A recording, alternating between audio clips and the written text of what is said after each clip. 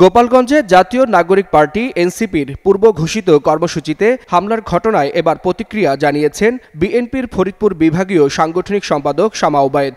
বৃহস্পতিবার বিএনপির সহ দপ্তর সম্পাদক অ্যাডভোকেট তাইফুল ইসলাম টিপু স্বাক্ষরিত এক বিবৃতির মাধ্যমে তিনি এই প্রতিক্রিয়া জানান। বিবৃতিতে শামা ওবায়েদ বলেন, বুধবার গোপালগঞ্জে এনসিপির মার্চ টু গোপালগঞ্জ কর্মসূচিতে হামলার ঘটনায় আমরা গভীরভাবে উদ্বিগ্ন। এই হামলা শুধু একটি রাজনৈতিক দলের কর্মসূচিতে বাধা নয়, বরং এটি দেশের শান্তি শৃঙ্খলা বিনষ্ট করার একটি সুস্পষ্ট অপচেষ্টা। তিনি বলেন, জুলাই আগস্ট ছাত্র জনতার অভ্যুত্থানে পতিত স্বৈরাচারী আওয়ামী সরকারের দুঃশাসনের ছায়া আবারও স্পষ্ট হয়ে উঠেছে।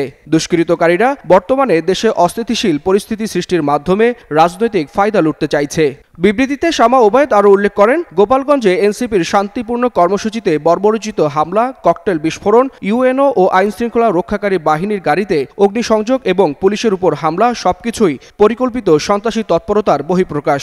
তাই হামলার সঙ্গে জড়িতদের অবিলম্বে গ্রেফতার ও দৃষ্টান্তমূলক শাস্তি এবং হামলায় আহত পুলিশ সদস্যদের সুস্থতা কামনা করেন শামা ওবায়েদ।